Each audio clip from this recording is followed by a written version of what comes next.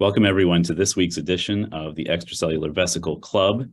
Today we're going to hear from some authors from the University of Eastern Finland, and they're going to be telling us a bit about their work on hypoxia and neurons and the microRNAs that can be incorporated into EVs under specific conditions. So I will first introduce the PI of this group, Tarja Malm from the University of Eastern Finland. Tarja, thank you so much for joining. And I'd like to ask you to just introduce your group and also our speaker for today. All right, thank you so much for the invite. It's a pleasure to tell about our research. So yeah, I lead the neuroinflammation research at the AI Virtanen Institute, University of Eastern Finland. And I'm super proud of my awesome group that it's shown here in the first slide. The aim of our research is to really understand how and why microglia become malfunctional in different brain diseases, let it be an Alzheimer's disease, or we also have a focus on ischemic stroke, and try to understand how microglia and neurons interact with each other and how that contributes to disease development. And how EVs play a role in this is because of their possible role in microglia neuron communication. And yeah, Nea is an awesome PhD student in my lab who defended some time ago and is now working in a company in Finland. So Nea will be telling about our recent study that we did. So please go ahead, Nea. Thank you. So welcome from me as well. So I thought to start with some background of hypoxia and what was already known about EVs and hypoxia before we started this research regarding neuronal EVs. So hypoxia means lack of oxygen, and it's part of normal physiology. For example, some stem cells need lower oxygen levels to differentiate correctly, but in several pathological conditions, hypoxia plays a major role also. For example, in cancers, when you have a tumor which is growing, then the middle part of the tumor starts to suffer from lack of oxygen, and then starting to induce angiogenesis to build vessels to support the growth further. And hypoxia also plays a role in the invasion of the cancers and then modulates the inflammatory responses of immune cells so that they wouldn't attack the tumor. So in cancer context, hypoxia is actually something that could promote the cancer growth. In cardiovascular diseases, which also ischemic stroke is, and also myocardial infarction is one other very common cardiovascular disorder that we have, and there the blood flow is impaired from brain or the heart, and then it induces the death of the cells, myocardiocytes or neurons in our case, or in our interest, also death of neurons, and it also has an immunomodulatory effect on the immune cells.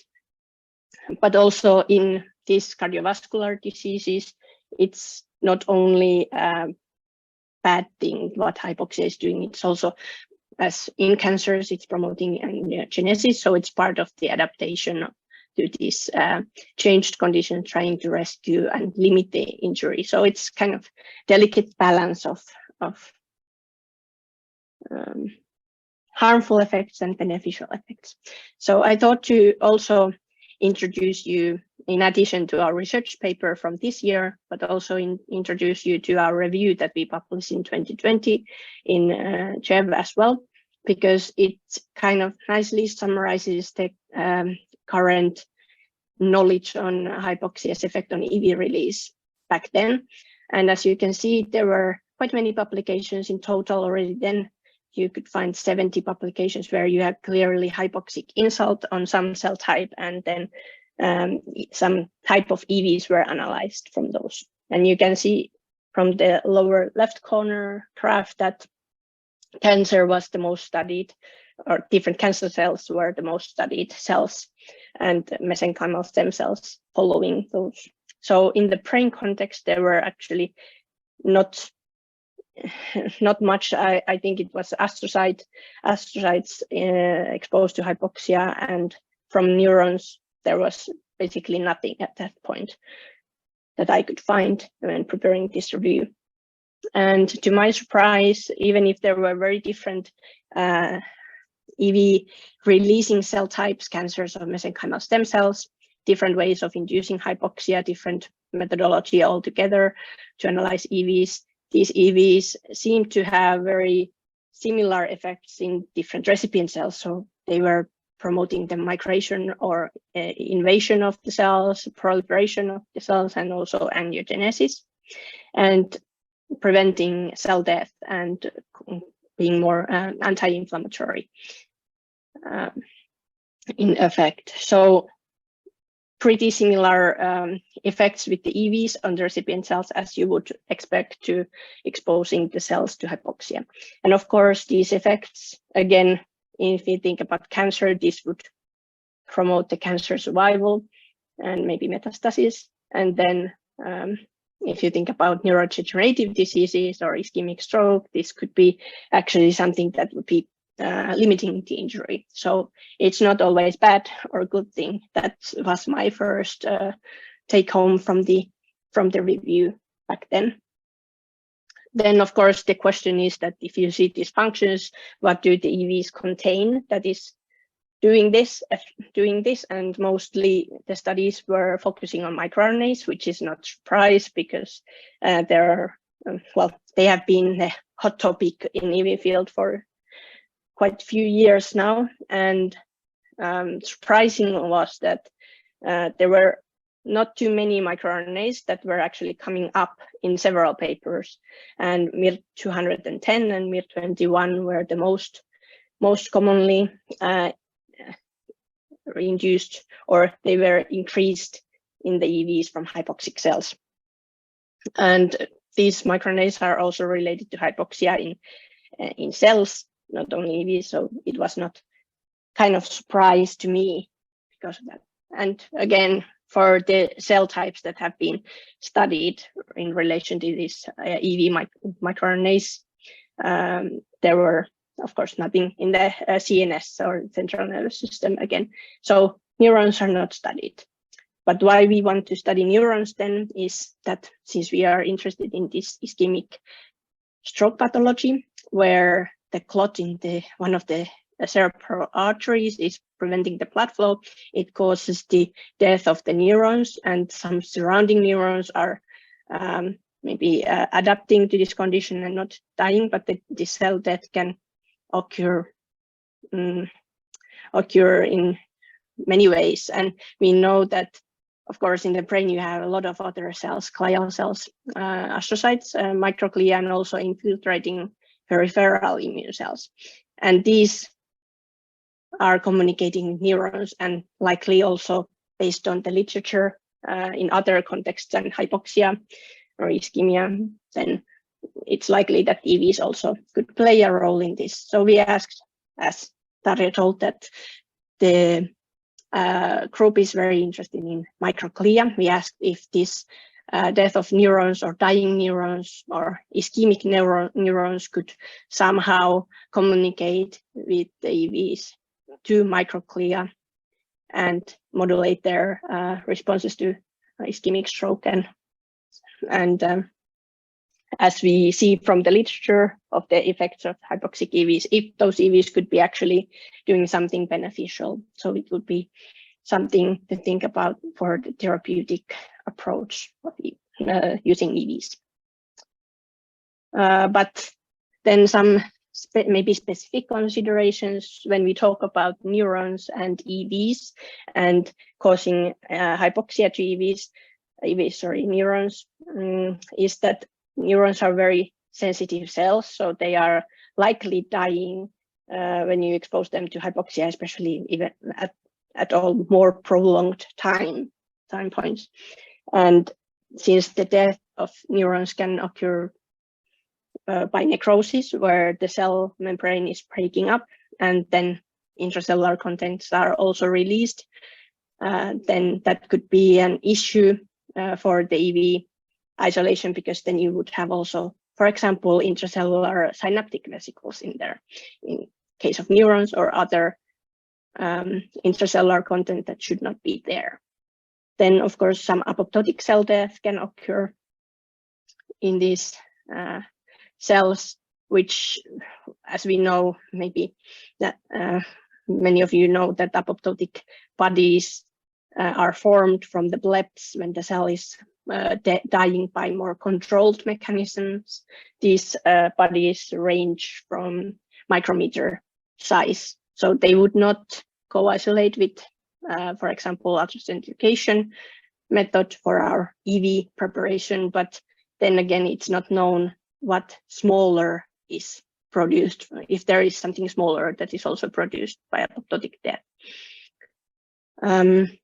So yeah, contamination is maybe an issue, and to be honest, for a long time when I started my PhD, I wanted to avoid studying EVs from any cell death causing situations. So I wanted to do either very short-term exposures, or then from in vivo models, we would do the brain ischemia, and then thought about analyzing something from the later time points when there would be a recovery phase and not the dying cells phase. But since I was preparing this review and looking at the data there, it's often that these studies use very long hypoxia treatment, 24 hours, 48 hours, even 3 days in vitro. And most of these publications don't even report the effect on the viability. And still they are analyzing, for example, the number of EVs released. And maybe you know the ways that usually are used for quantitation of EV release, like nanoparticle tracking analysis.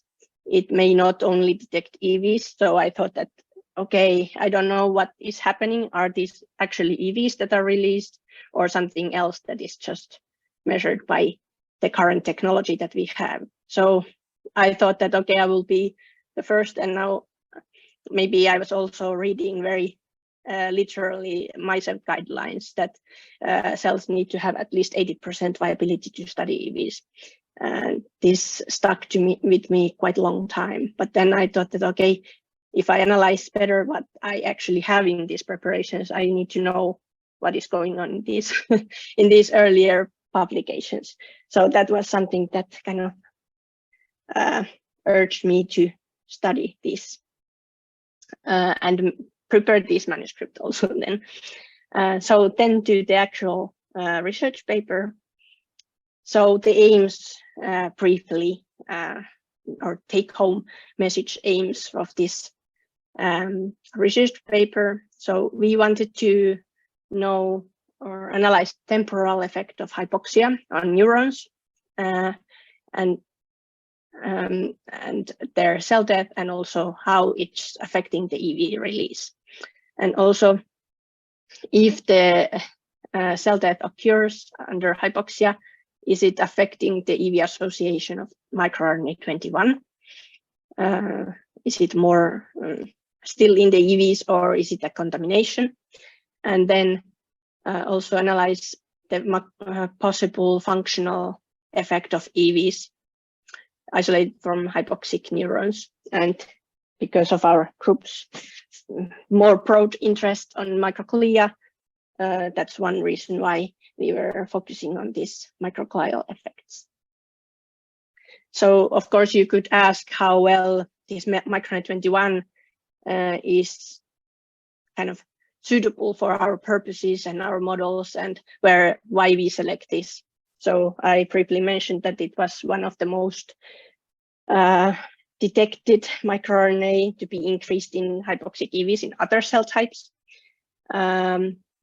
So we did some pathway analysis with the miR-21 neuronal targets, and these pathways included several processes that could be related to ischemia, ischemic stroke, or neuronal functions. So maybe most importantly, this HIF1 alpha signaling pathway, so hypoxia inducible factor 1 alpha signaling pathway.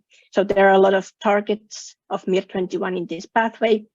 So suggesting that it could also have relevance in our context of ischemic stroke and neurons. Of course, then we need to know our models better, that is this microRNA induced or increased or somehow deregulated in our systems. Since we have this in vivo model of mouse brain ischemia, and there, when we analyze from the brain tissue, we see increase of miR-21 in 1 day and 3 days time points. And then in several cell culture systems with primary mouse neurons and N2A neuroblastoma cell line, we see increase, as well as in some microglia and macrophage cell lines when we expose them to oxygen glucose deprivation, which is mimicking ischemia on a dish. And well, honestly, I don't believe miR-21 is very specific microRNA to any certain pathology, because maybe you also have heard of this microRNA. It's usually detected to be deregulated in several conditions. I don't know in what condition it's not deregulated. I believe that it's more general stress sensor, but since it seems to be deregulated also in our models, and since it has been shown many times in hypoxic EV studies to be altered, we wanted to have something that is also well expressed and suitable for the first setup of methodology, for example, so we wouldn't be facing first the problem that we have something that is under detection limits.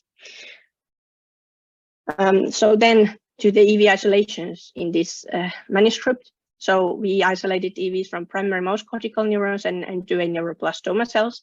We used serum-free medium for different time points, and then hypoxia was induced either with 1% oxygen incubation or chemically with copal chloride. And actually most of the studies are using this chemical induction because it was more technically feasible and reproducible.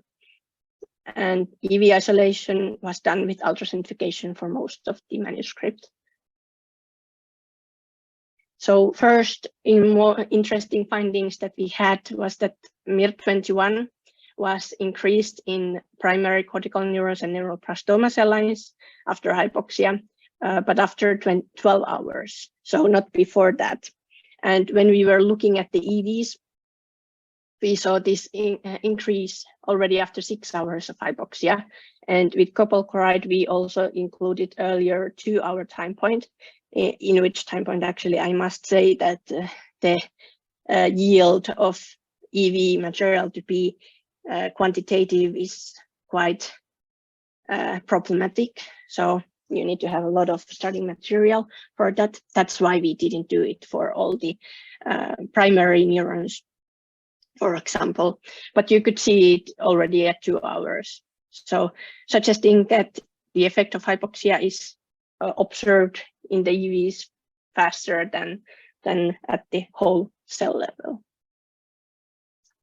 And also we see increase in number of EVs, and that is also already at 6-hour time point after hypoxia, and more evident at later time points. When we look at the mitochondrial stress with this MitoSOX assay, we see that the stress starts to increase immediately when we start the hypoxia. And with caspase that is detecting apoptotic cells, we see increase, or very rapid increase, but only after 20 hours. And then from the Western blot, you can see GRP78, which is ER protein, which is thought to be a contaminant protein in EV preparations. We see stronger band after 24 hours. So it suggests that we may have also some necrosis and breaking of cells, which could contaminate the EV preparations at this later time point. Now, of course, so in summary, we see that hypoxia is increasing the EV released EVs and the miR-21 from neurons, but there might be some cell death that is also ending up as some debris or contaminant co-isolation, probably. So then we wanted to know what is actually in the preparations, and in EV field you often hear that seeing is believing. So we did Cryo-EM instead of normal usually used transmission electron microscopy, because we wanted to really see the lipid bilayer to really see what is a vesicle and what is not. And to my surprise, in normal vehicle conditions or after brief hypoxia, we could see very small EVs. So the kind of steady state EVs that were secreted were only 40 to 50 nanometers in diameter, which I thought that was something smaller that I was expecting. And when we have longer, it starts to be a bit visible already after 12 hours, but especially at 24 hours, we see much larger EVs, still very small because most of them were less than 200 nanometers in diameter, but relatively larger EVs appearing. So this, to me, well, was kind of a great result because it's something very prominent. And the question was then that what is the biogenetic origin of these EVs? Is it the same or if it's something different? But that's still, I don't have an answer, but I'm interested in if you have seen this kind of differences with treatments in, well, hypoxia or any other treatment, that some treatment would increase the size of EVs, because Cryo-EM is not that much used still, or it's used but not as often as other methods. And from the lower right corner, you can see nanoparticle tracking analysis data where this difference is not really that visible. So it's not, it could be happening in several situations, but it's not picked up by all methods.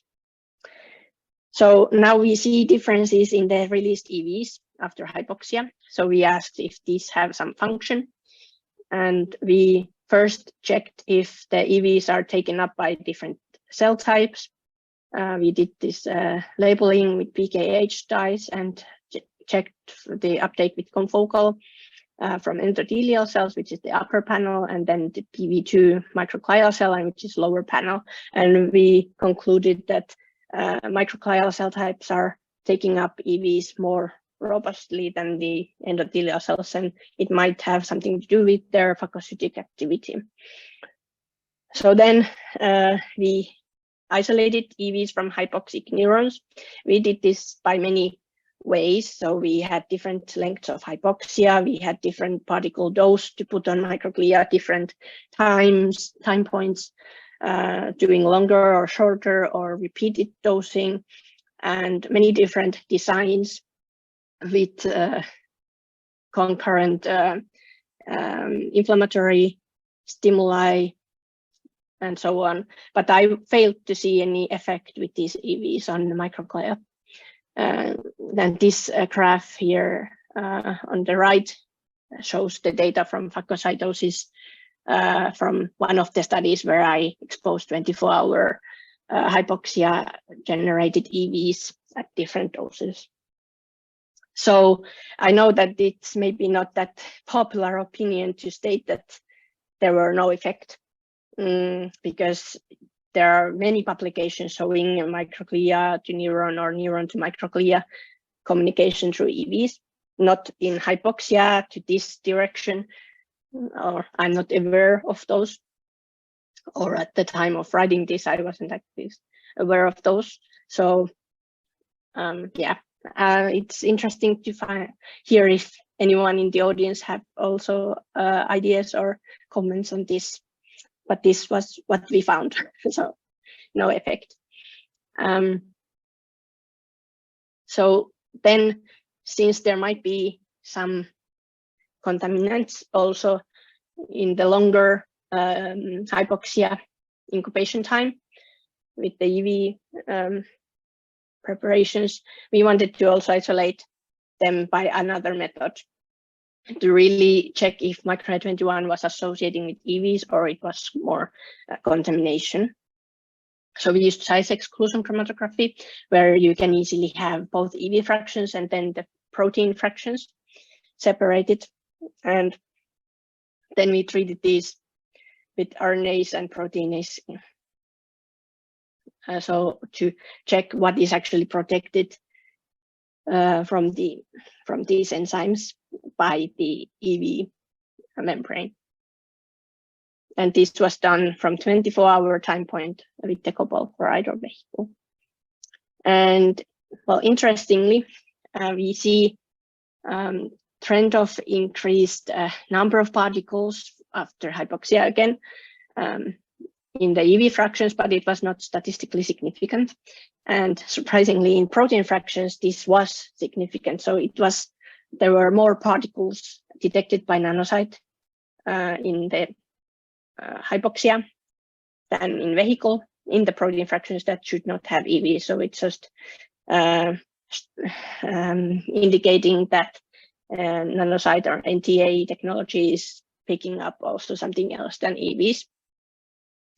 Although the absolute level or number of particles was much higher in the EV fractions than in particle or in the protein fractions. Then when we analyze the miR-21 without the RNase treatment, we see also increased level in hypoxic EVs in the EV fractions, but in protein fractions, we see much higher levels of miR-21 compared to the EV fractions. So this suggests that most of the miR-21 that is extracellular is not in EVs, not in normal conditions, but not in hypoxia either. So this is also something, because it has been debated lately, that are microRNAs actually in or on the surface of EVs, or where they are, or are they contaminants?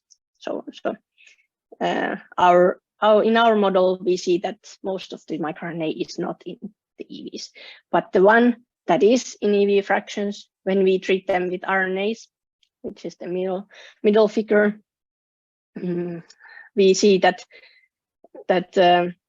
we still keep the trend of increased miR-21 in the hypoxia in EV fractions, but with the protein, you lose almost all of the microRNA with this RNase treatment. So when the microRNA is found from the sec fractions that are containing the EVs, it's very stable and not degraded by the RNase, but in protein fraction it is. So it could still, even if it's more in protein fractions, it's not to say that this EV associated microRNA couldn't have also some relevance or biological function in that. But here we couldn't see with the microglia any effect. So in summary, and further considerations and maybe some discussion points.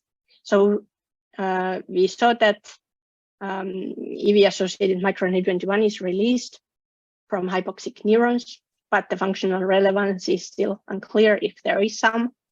And then most of the miR-21 was in non-EV fractions in the media. And then, yeah, we see apoptosis, possibly some other cell death mechanisms also playing a role in our long hypoxia treatments. But what was most interesting was that since there are not much studies focusing on very small particles or EVs that are released under apoptosis inducing conditions, or they are quite harsh specific apoptosis inducers that have been studied, then it's very interesting to know what would be the biogenesis pathways for these small EVs that are released from hypoxic cells, and if they have some function, could we separate them from other EVs somehow, not only based on this small size difference? And yeah, are these specific for hypoxia or neurons, or do they occur always in apoptosis? Or yeah, these kind of biological questions. So I'm very friendly, and I will leave you with more questions after this, but that's, I think, the most interesting thing in research, that you always find more questions to ask. And in the end, I would like to thank the organizers for giving me the opportunity to present my PhD research. This was the first publication that came from it. And yeah, also all of our collaborators, because you cannot do this alone. And yeah, our group and all the audience. So thanks for your interest. Thank you so much, Nea. That was Thanks. very clear and good work there. And I liked your comment about the questions, because we always want to keep on expanding the borders of our knowledge. I have a few questions, but before I start with those, I'd just like to encourage everybody that if you do have a question or a comment, please place it in the chat box. I'm actually going to allow people now to unmute themselves and start their videos if you'd like to. So put your comments and questions there, and I will get to you. But I will start for now. And Nea, Tarja, feel free to jump in, either or both of you as you like. But I wanted to go back to one of the early points that you made, and that was about the viability of cells in culture. And I often think about this question because one of the first position papers that ISEB put out, we kind of adopted some recommendations of other societies and said, you want to have 95% viability. And yet those numbers, I mean, whether it's 80 or 95 or whatever it is, it's arbitrary. And it doesn't always reflect the physiologic reality either. So just philosophically, I mean, this is kind of not a technical question at all, but what do you think is the best way for us as a community kind of to encourage people to do reproducible experiments with regards to cell viability without discouraging good science that might be physiologically relevant? Do you have any thoughts on that, either of you? I have had a lot of thoughts on this because this was something that I was kind of puzzling around, that how to measure this, for example, to even if you have the same cell, same treatment, but you measure different ways. Most of the ways you measure, you collect the cells. Maybe you spin them down, you lose the dead cells, and then you have all viable cells. So you already kind of, you are biased with your measurement technique. So yeah, I can criticize that when you come to the field and you read these position papers, that I was one of them that thought that, okay, this is impossible to study at all. But then, yeah, I don't know how to say it clearly, and then, to get your point heard, that you need to have an idea what you're studying. Yeah, exactly. So, and I think that's maybe what we should be emphasizing more than a particular number. I mean, yes, it's ideal that you want to know where they're coming from, where these EVs are coming from. They're the result of a cell death process or not. But we also want to make sure that we're reflecting the reality. Well, I will. I see that there are questions coming in the chat box now. But I just have actually I have two more questions, but I'll just ask one more and then go to the box. So you have shown, I think, like many others, that even in cell culture, most of the microRNAs that are there in the conditioned medium are not inside, or at least, let's say, not protected by the EVs. So do you think that all of those microRNAs are coming from cell death, or do you believe that there might be other processes whereby a cell could release its microRNAs without dying and without, like, membrane disruption kind of events? Yes, because also in our control cells, we saw quite nice amount of this microRNA, so it was really prominently present there. So it's there anyway. So I don't know what will be then the role, why it's in the cell culture medium also. What is the mechanism, or how it gets there, but most probably it's bound and protected to some extent by the proteins. In our studies, we didn't do only RNAs, we also had the protein escape, so we got rid of also those. So no idea what it would be, but I believe that it's also from healthy cultures. Although when you have cell lines, there is always dead cells. I mean, they grow so fast and they die so fast, even if they are kind of healthy cell lines that are immortalized, you already have kind of tumor there. You're always going to have some of that happening there. So it's another problem, and of course you would want to do everything with some human iPSC neurons or primary cell cultures, but with the EVs and with these very short-term treatments, it's not feasible at this point, or for us it was not feasible, so we started with using also these cell lines. All right, well, thank you for that, and let's go to our chat box now. And when I call on you, please just unmute yourself and feel free to ask your question. So Gonzalo Garcia, you have a couple of questions in the chat box. Go ahead. Okay, thanks, Nea. I was wondering, do you believe actually miR-21 could be some kind of active or suffer some kind of sorting release into exosomes, since it's there first, then it appears increased on the cell upon hypoxia? It could have, but it could also be that when you have more EVs released, they just have the certain amount of this RNA going there by accident, and then all this increase is coming from the increased release of the number of EVs and not the microRNA per EV. So yeah, it could be, but it could be also not. Very Savo answer. So in Kuopio, where our group is located, answers can sometimes be could be or could not. Okay. Yeah. Okay. My other question is, I was not able to understand what was the method to isolate the protein fraction. So I don't know the interference on those exosomes in that regard. So this size exclusion chromatography that we used for the isolation of EVs, it's based on the size.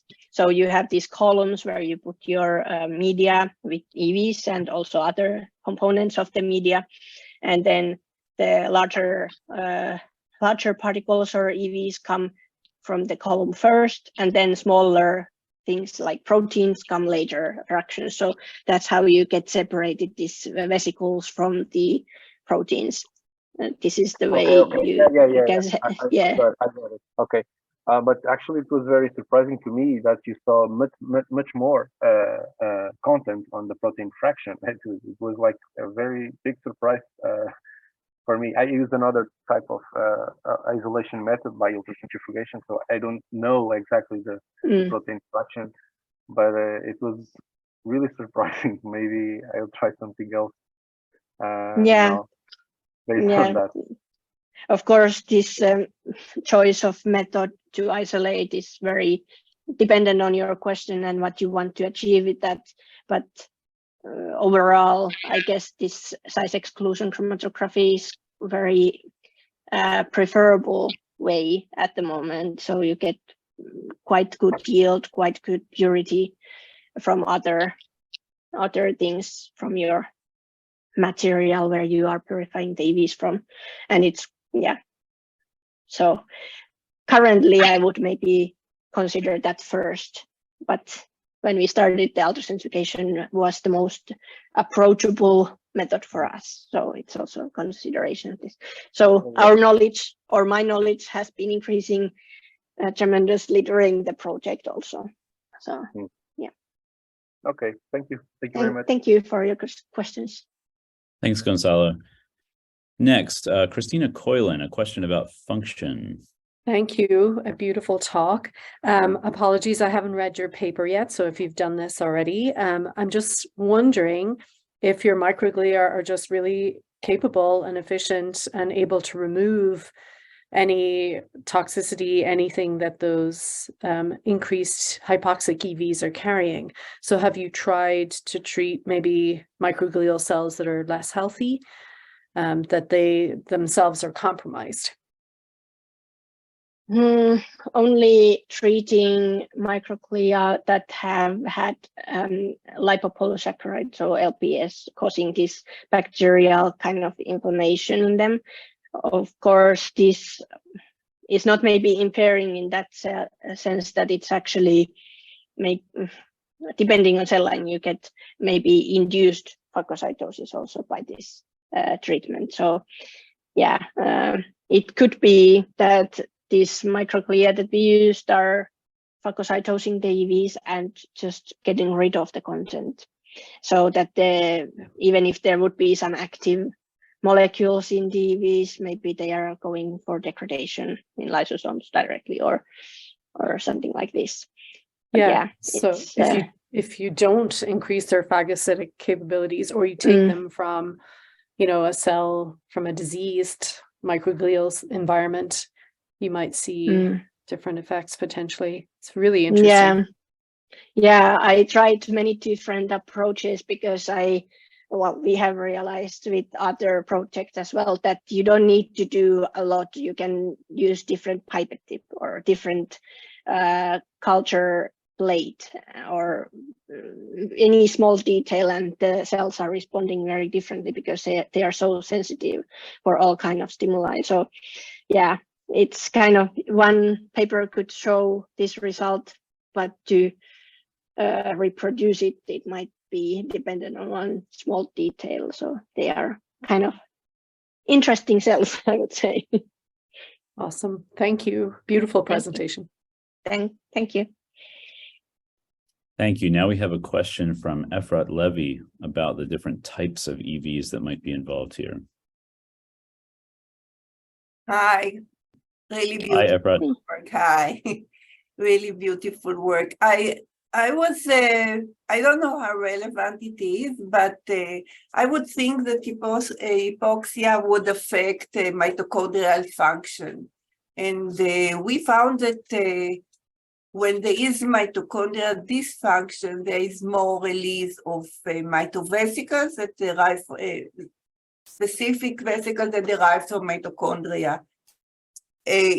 I don't know how it answers your question regarding the size of the vesicles, because the percent of mitovesicles out of the rest of extracellular vesicle is very low. But we found in one case in the brains of mice treated with cocaine that they have larger mitovesicles in the brain compared to saline treated. So it may be interesting to try and separate between different types of vesicles and see which ones are affected. I think that the importance of it is that they may contain more material, toxic or the opposite. So it may be not only the number of vesicles that are being released are protective, but also the amount of contact that they are able to remove from the cell. So it's more an answer than a question, really. Yeah, but that's a good point if it's because it could be related directly to mitochondria, because there has been this copper chloride that is used is inhibiting mitochondrial respiration, and hypoxia is doing similar things. So it could be something related to that. So thank you for your comment. I think that need to look more carefully if there would be some information on that. Yeah, and then it would mean that it's, of course, mitochondria are very tightly connected to apoptosis as well. So it's, could be not related to hypoxia itself, but or these mitochondrial apoptosis pathways. Thank you.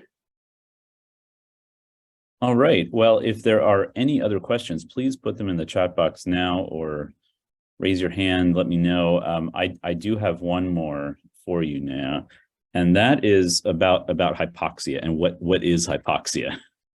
You know, so in the brain, I guess the brain parenchyma has some of the lowest oxygen tension of anywhere in the body.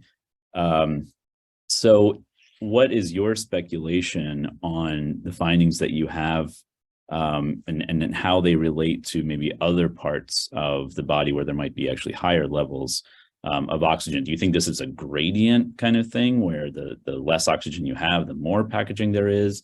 Or do you think there's some sort of a switch in there somewhere? Good question. Not sure. A little unfair too. Yeah. That's beyond the scope of what you've Yes. done, but just wondering. But I think that it's also a lot of adaptation, a question of adaptation, because cells, I have seen some papers where cells are kept all the time in hypoxic conditions, so talking about 1% oxygen. And of course, in your tissues, it's not the same. It's much lower oxygen level than in your incubator. So the cells, in that sense, that we culture are already kind of used to and adapted to normoxia, which is higher oxygen levels that we have in tissue. So yeah, not answering very clearly, but yeah, in these papers where they keep constantly in 1%, of course, you have a lot of cells dying, but then some surviving and still proliferating and continuing the growth. So they adapt to this, and they have very specific molecular pattern, let's say, with these cells. So yeah, I guess it's a kind of some issue that we have with the cell cultures and our methodology, that it's not really representing the in vivo or the human brain situation, also regards to that level. And also, this is also one reason why I said that this chemical induction was more reproducible and more convenient, is that when you have this incubator, you have lots of big flasks. You cannot really control that, the actual level in these cells. So yeah, it's really, I would say, sensitive system as well. Yeah, all good points. Yeah, so different level of hypoxia or low oxygen levels, I assume, would have different degree of kind of effect, I would say. Don't know if it's linear or whatever, but yeah. All right, good. Okay, we got two more questions that just came in. Kevin, go ahead with your question about the microRNAs. Yeah, hi, thanks. Is there a different potential for microRNA taken up within extracellular vesicles versus the external miRNA that you identified, and its uptake to reach sites of RNA translation in the endoplasmic reticulum of the recipient cell, and therefore affect its protein production?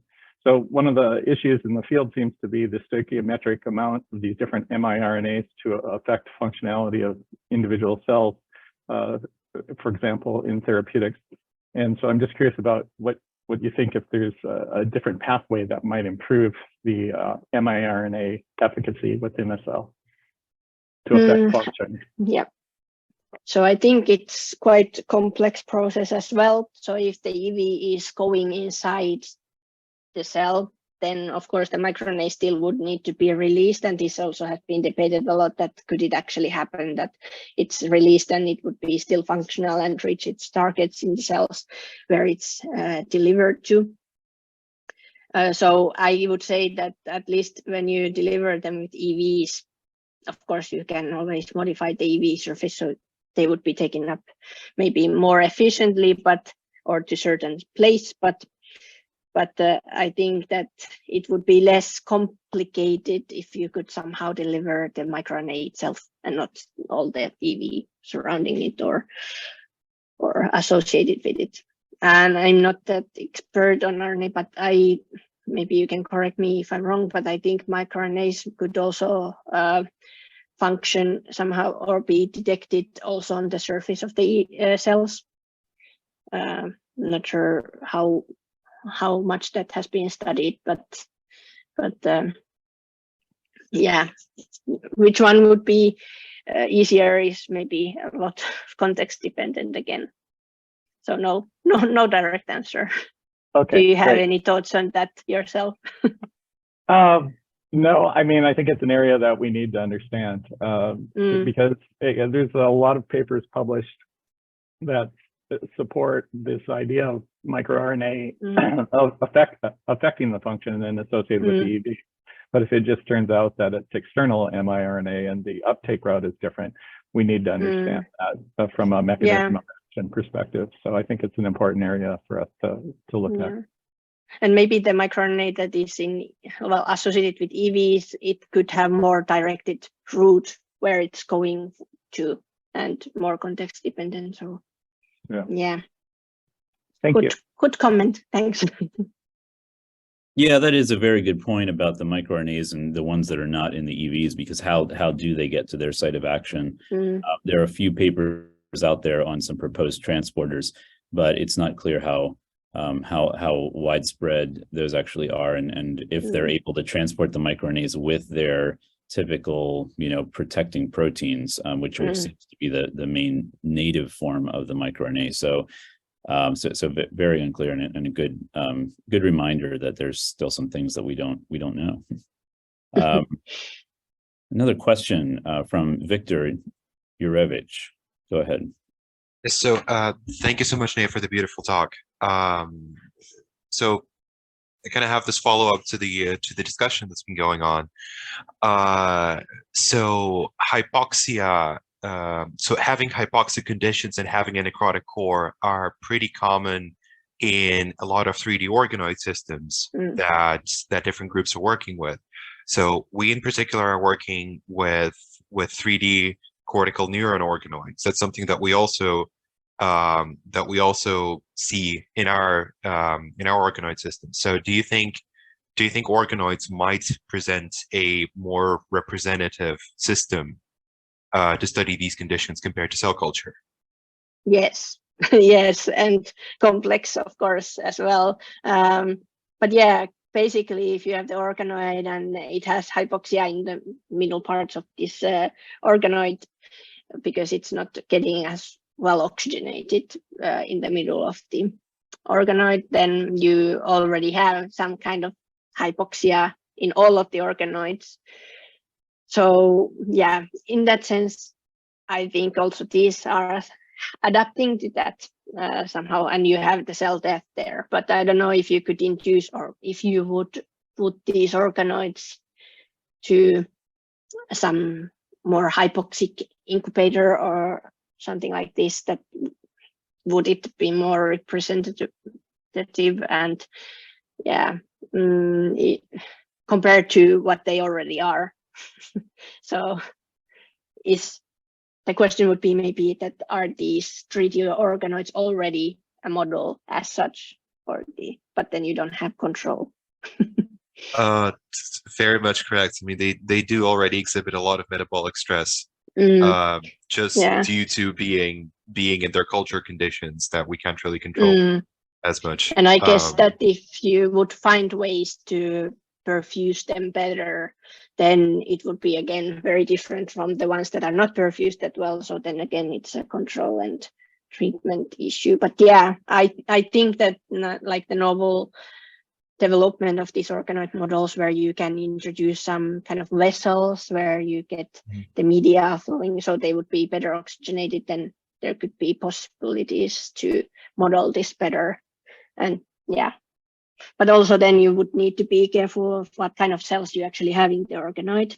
I guess that talking about neurons, they would be much more representative cells than the cell lines that we use, of course, and even the mouse primary neurons, that would be a big plus. But maybe, I don't know if your organoid has also some other glial cells in them. So No, so ours Yeah. ours only represents the neuronal lineage. So glia is gonna require some co-culture. Yeah. So yes, I think that could be a great model when developed a bit further compared to what we have now.